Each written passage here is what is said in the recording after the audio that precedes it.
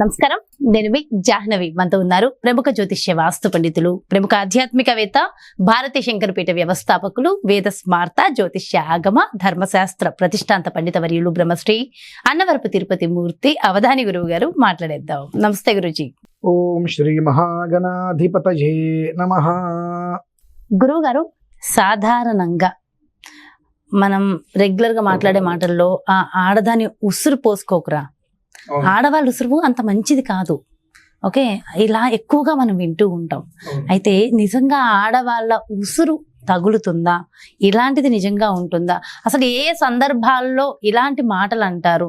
ఏ సందర్భాల్లో, అంటే ఎలాంటి ఆడవాళ్ళు బాధపడడం వల్ల ఉసురు తగులుతుంది అని అనుకోవాలి? అసలు ఉసురు అంటే ఏంటి? ఎలాంటి ఇబ్బందులు పడే అవకాశం ఉంటుంది? ఒకవేళ నిజంగా అలాంటి స్త్రీ బాధపడితే ఎలాంటి ఇబ్బందులు పడే అవకాశం ఉంటుంది? కాస్త వివరంగా వివరించండి. ఇది ఇద్దరికి కూడా ఉపయోగపడే అంశం. తప్పకుండా అమ్మా. స్త్రీ శాపం చాలా దారుణమైనటువంటిది. ఎలాంటి వ్యక్తి అయినా తలకిందులైపోతుంది జీవితం, అందులో ఎలాంటి సందేహము లేదు. అయితే స్త్రీలు ఎవరు పడితే వాళ్ళు ఏడుస్తే జరుగుతుందా? కాదు. స్త్రీకి స్వతహాగా ఆ శక్తి ఉన్నమాట వాస్తవమే. స్వతహాగా స్త్రీకి ఆ శక్తి ఉంది, కానీ తనకున్నటువంటి శక్తిని తానే కోల్పోతుంది.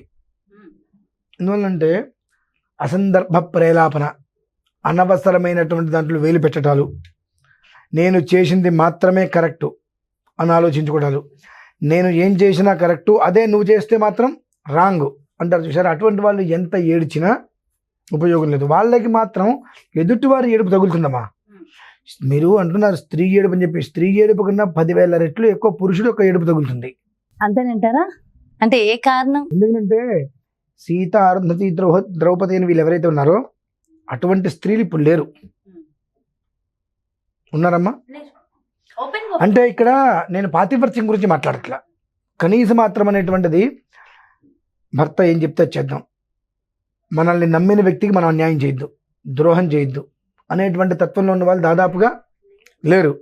కాబట్టి వాళ్ళు ఏడుస్తే ఏదో మనకు అందుకని దాదాపుగా లేరన్నా. నేను ఉన్న వాళ్ళని చూసా, లేని వాళ్ళని చూశానండి. ఉన్న వాళ్ళని చూసా, లేని వాళ్ళని చూసా. ఎలాంటి స్థితి అని అంటే అవసరానికి తగ్గట్టుగా నాలుకని 2 రకాలుగా మార్చి వ్యవహారం చేసేటువంటి వాళ్ళని చూశాను. ప్రాణం పైన ఒకటే మాట మీద మనం ఉండాలి అనేటువంటి వాళ్ళని చూశాను. అలా ఉన్నటువంటి వాళ్ళు కనుక ఏదైనా ఒక విషయమై బాధపడితే అది అవతలి వ్యక్తి కష్టమమ్మా. అలా కాకుండా నా అవసరానికి నేను ఒక రకంగా ఉంటా, నీ అవసరం వస్తే ఒక రకంగా ఉంటా, నేను ఏదన్నా నువ్వు పడు, నువ్వేదన్నా నేను పడను, అవసరం లేదనేటువంటి పరిస్థితులు ఎంత ఏడ్చినా ఉపయోగం లేకపోగా ఎదుటివాడి ఏడుపు మాత్రం ఖచ్చితంగా తగులుతుంది. ఇదే విధం నువ్వు చేసేదే నీకు తగులుతుంది. అది మంచి చేస్తే వెతుక్కుంటూ మంచే వస్తుంది, చెడు చేస్తే చెడే వస్తుంది. అంతే మరి. ఇప్పుడు శ్రీకృష్ణ పరమాత్మ, మనం ఒక్క క్షణం వెనక్కి వెళ్దాం. శ్రీకృష్ణ పరమాత్మ ఉన్నారు. అన్నా అని పిలవగానే బట్టలు ఇచ్చేశాడు ద్రౌపది వస్త్రాపహరణ దగ్గర. అదే విషయంలో ధర్మరాజు వారు ఇది ఆడారు, జూదమాడారు. ఆ వస్త్రాలు విప్పించడానికి మూలకారకుడు ఎవరు? ధర్మరాజు. వస్త్రం ఇచ్చిన వాడెవరు? భగవంతుడు. అంటే ఇక్కడ ఏమిటి అని అంటే మనస్సులో ఉండేటువంటి తత్వం, ఎక్కడున్నప్పటికీ కూడా నేను అన్నా అని పిలిస్తే నన్ను కాపాడుతాడు అనేటువంటిది ఉన్నది ఆవిడికి. ఈయనేమనుకున్నాడు, నా పక్కనే ఉన్నాడని నన్ను చూసుకోకపోతాడా అని. పక్కన ఉన్నప్పటికీ కూడా మనస్సులో ఉన్నాడా లేదా అనేటువంటి విషయం ఆయన చూసుకుంటాడు. ఆయనకి తెలుస్తుందిగా. నువ్వు ఒక పని చేసే ముందు నన్ను అడగలేదుగా, నేను పక్కన ఉన్నా కాబట్టి నువ్వు చేసేసావు, నన్ను అడగినప్పుడు నేను నీకు ఎందుకు తోడుగా ఉండాలి? ఇలా ఏదైనప్పటికీ కూడా సీత, అరుంధతి ఇవి కొంతమంది ఉన్నారు మనకు పురాణం నుంచి. మరి వాళ్ళ ఏడుపులే కదండి ఇంత తలకాయ నొప్పులు వచ్చినాయి. ఈ సీతా అమ్మవారిని తీసుకెళ్ళి లంకలో పెట్టుకున్నారు రావణాసుడు. ఆవిడ ఉసురు, ఆవిడ చివరికి ఆవిడ బాధ తట్టుకోలేక ప్రాణత్యాగం చేసుకునే పరిస్థితి వచ్చింది. దానికి ఏమైంది? లంక మొత్తం నాశనం అయిపోయింది. అలానే ద్రౌపదీదేవికి వస్త్రాభరణం చేసి అవమానించారు, ఆవిడ ఉసురు తగిలింది, కౌరవులు మొత్తం నాశనం అయిపోయారు. అంటే వాళ్ళు ఎలా ఉన్నారు? చెప్పిన మాటకి కట్టుబడి, నా అవసరానికి నువ్వు ఒక రకంగా ఉన్నావు కాబట్టి నీ అవసరం నేను ఒక రకంగా ఉంటాను కాకుండా నువ్వు ఎలా ఉన్నప్పటికీ కూడా నా ధర్మంగా నేను ఉంటానట్టుగా ఆవిడ ఉన్నారు. కాబట్టి భగవంతుడు వాళ్ళ ఎందు ఉన్నాడు కాబట్టి వాళ్ళ ఏడుపుకి అంతా జరిగింది. మరి ఇవాళ అట్లా ఉన్న వాళ్ళు ఎంతమంది ఉన్నారమ్మా? 100కి 90 మంది లేరు, ఒక 10 మందే ఉంటారు అట్లా ఉన్నవాళ్ళు, చాలా రేరుగా ఉంటారు. ఏదన్నప్పటికీ కూడా నా కుటుంబం నాకు మంచిది అని ఇంకొక మాట చెప్తానమ్మా ఇందులో. ఏ స్త్రీ అయితే ఇంకొక మగవాడి దగ్గర లేదా ఇంకొక స్త్రీ దగ్గర అయినా సరే నా భర్త ఫలానా, నా భర్త ఇటువంటి వాడు, నా భర్తకి సంపాదన లేదు, నా భర్తకు ఉద్యోగం లేదు, నా భర్త సంపాదించాడని చెప్పిందా, అది ఎంత తలకిందలా తపస్సు చేసి ఏడిచినా దాని ఉసురు ఎవరికి తగలదు. ఆవిడ ఉసురు ఎవరికి తగలదు. ఎందువల్లనంటే నీకు 5వ తనమే అతని ద్వారా వచ్చింది. 5వ తనం అనేటువంటిది అతని ద్వారా వచ్చింది. కష్టమైనా నష్టమైనా అతన్ని నువ్వు వెనక్కి వేసుకురావాలి. వెనక్కి వేసుకురాకుండా నా భర్త ఇట్లా, నా భర్త అట్లా నువ్వు చెప్పుకున్నావు అనుకో, అయిపోయి. ఇక భగవంతుడు ఏ రకంగా కూడా నీకు తోడుగా ఉండడు. మరి వాళ్ళు ఉసురు ఎలా తగులుతుందండి?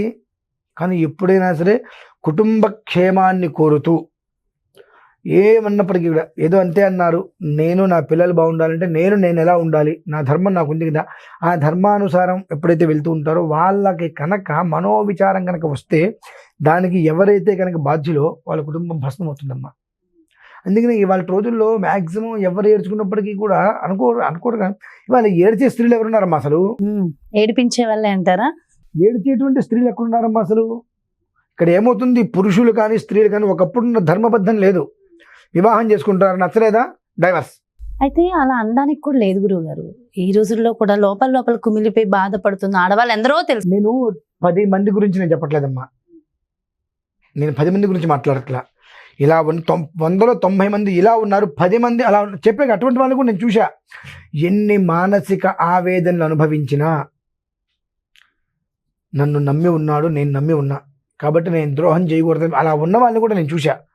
వాళ్ళ కుటుంబం భగవంతుడి వల్ల ఎలా ఉన్నప్పటికీ కూడా వాళ్ళ వలన ఎవరు కూడా మానసిక అంటే వాళ్ళని ఎవరైతే మానసిక క్షోభ పెట్టారో వాళ్ళెవరు కూడా సవ్యంగా ఉన్న వాళ్ళు లేరు. ఆడవాళ్ళ ఉసురు అని అంటే ఎప్పుడైతే కనుక తన కుటుంబం కోసం నానా బాధ్యతలు పడుతూ తనను నమ్మిన వాళ్ళ కోసం ఎప్పుడైతే కనుక తన ప్రాణంగా ఉంటుందో ఆ స్త్రీ ఎప్పుడైనా కనుక బాధపడితే ఆ స్త్రీ బాధపడడానికి ఎవరు మూల కారణం, వాళ్ళకి ఇబ్బంది కలుగుతుంది. అయితే ఇక్కడ ఒక చిన్న ప్రశ్న గురువు గారు, ఒకవేళ అలాంటి స్త్రీలు ఉన్నారు, లేరని అనడానికి లేదు, ఒకవేళ అలాంటి స్త్రీ శాపం చేత ఎవరన్నా బాధపడుతున్న పురుషులు కానీ లేదా స్త్రీలు కానీ ఎవరైనా ఉన్నట్లయితే మరి దానికి పరిహారాలంటూ ఏమైనా ఉంటాయా? ఒకవేళ పొరపాటున అలాంటి ఒక ఏమంటారు, అలాంటి ఒక స్త్రీ శాపం, అలాంటి ఒక స్త్రీ బాధ ఎదుటి వ్యక్తికి తగిలినప్పుడు దాని నుంచి బయటపడే మార్గాలు కావాలి. లేవు, అనుభవించడమే అదొక్కటే మార్గం. బయట పడాలి అంటే ఏడిపించకుండా ఉండు. ఆల్రెడీ ఇంకా అయిపోయింది, బట్ ఇప్పుడు కుమిలిపోతున్నారు. అనుభవించడమేనండి. అంటే నీ మూలాన ఎంత మానసిక క్షోభ అనుభవించి ఉంటుంది, అనుభవించి ఉంటుంది. నిన్ను నమ్మటమో ఏదో జరిగింది, ఎంత మానసిక క్షోభ అనుభవించి ఉంటుంది. అయితే ఒకటి, ఇందులో 2 విధానాలు ఉన్నాయి. ఒకవేళ కనుక అటు నుంచి కూడా కనుక టార్చర్ పెట్టి ఉండి ఆ తర్వాత దాన్ని టార్చర్ పెడితే తగలమ్మా. ఏ కారణం చేత కనుక ఇబ్బంది పడితే దానివల్ల తగిలిందని వీళ్ళు లోపల కుమిలిపోతూ ఉంటారు. ఇదమిద్దం, నువ్వు నన్ను ఇబ్బంది పెడుతున్నావు, ఆ మూమెంట్లో నేను ఇబ్బంది పెట్టా, నీ ఏడుపు నాకు తగలదు. నువ్వు నన్ను ఇబ్బంది పెడుతూనే ఉన్నావు జీవితకాలం, నేను నిన్ను నా నుంచి నువ్వు కొంచెం ఇబ్బంది పడ్డావు, అయినప్పటికీ కూడా నా ఏడుపు నీకు తగులుతుంది. ఆ పురుషుడు ఏడిపి స్త్రీకి తగులుతుందండి. అందువల్లంటే ఇక్కడ సమానత్వం అనేటువంటిది మనలో లేదు, కానీ ధర్మానికి సమానత్వమే ఉందండి. కాలం మారుతుంది, రోజు మారుతుంది, తిథి మారుతుంది, వారం మారుతుంది, వర్జ్యం మారుతుంది, ధర్మం మారదండి. ధర్మం ఎప్పుడు నువ్వు ధర్మంగా ఉంటే ఆ ధర్మం నిన్ను కాపాడుతుంది. నీలో అధర్మ కోశం ఉంది అంటే ఎదుటి మనిషి నీ యొక్క విధానంలో ధర్మంగా ఉన్నాడంటే ఆ వ్యక్తి విషయంలో నువ్వు అధర్మంగా ప్రవర్తించావంటే మాత్రం అది నీకు ఖచ్చితంగా తగిలి తీరుతుంది. నువ్వు ఎంత అనుకో, ఎన్ని పూజలు చేయి, అవతల వ్యక్తికి ఇసుకరైనంతయు కూడా అనర్థం కలగదు, అందులో సందేహమే లేదండి. అలానే అవతల వ్యక్తి ధర్మంగా ఉన్నప్పుడు యువతల భర్త కావచ్చు, సంథింగ్ ఎవరైనా కావచ్చు, మానసిక క్షోభకు గురి చేయడం కనుక చేస్తే నీ బ్రతుకున్నంత కాలము కూడా దాని నుంచి నువ్వు బయటపడలేవు. మొత్తానికైతే కొన్ని సమస్యలకు ఎలాగైతే పరిష్కారాలు ఉంటాయో ఇలాంటి విషయాల్లో మాత్రం ఉండవనేసి మాత్రం నిక్కచ్చిగా చెప్పేస్తారు. ఎలా అంటే వాళ్ళు ఏ పూజలు చేయించుకున్నా, ఏది చేసుకున్నా, ఎలా చేసుకున్నా, ఇప్పుడు దీనికి మన రామాయణంలో చిన్న విషయం చెప్పుకోవచ్చు. సీతామ్మవారిని లంకలో పెడితే ఆవిడ చాలా ఉసురు ఆవిడ చాలా బాధపడి ప్రాణత్యాగం చేసుకునే పరిస్థితి వచ్చింది. ఆ సమయంలో ఆంజనేయ స్వామి వారు వచ్చి లంక తగలబెట్టేశారు. రావణాసుడికి ఆలోచన రావాలిగా, అంటే నవవ్యాకరణ పండితుడు, ఆలోచన రావాలిగా. మరి అరే ఒక్క వానరుడు వచ్చి ఇంత చేశాడంటే అతను కూడా రామబంటు, మళ్ళీ రాముడు కూడా కాదు వచ్చింది. అతను పాదం మనం పట్టుకోలేకపోయి కదిలించలేకపోయామే, ఎంత అనర్థం వస్తుందని ఆలోచించుకోలేకపోయాడు కదా. అప్పటికి విభీషణుడు వెళ్ళిపోయాడు. తమ్ముడు వెళ్ళిపోయాడంటే ఏదో ఉంది ఇక్కడ అని ఆలోచించుకోగలిగారు కదా. వినాశకాలే విపరీత బుద్ధి అంటే ఎటువంటి స్థితి వచ్చినప్పుడమ్మా ఇంకా ఆలోచనలు ఉండవు. వాళ్ళు ఏది చేయాలన్నప్పటికీ కూడా ఆ స్త్రీ పడ్డటువంటి కష్టం ఏదైతే ఉంటుందో ఆ ధర్మం ఇతన్ని శిక్షిస్తుంది.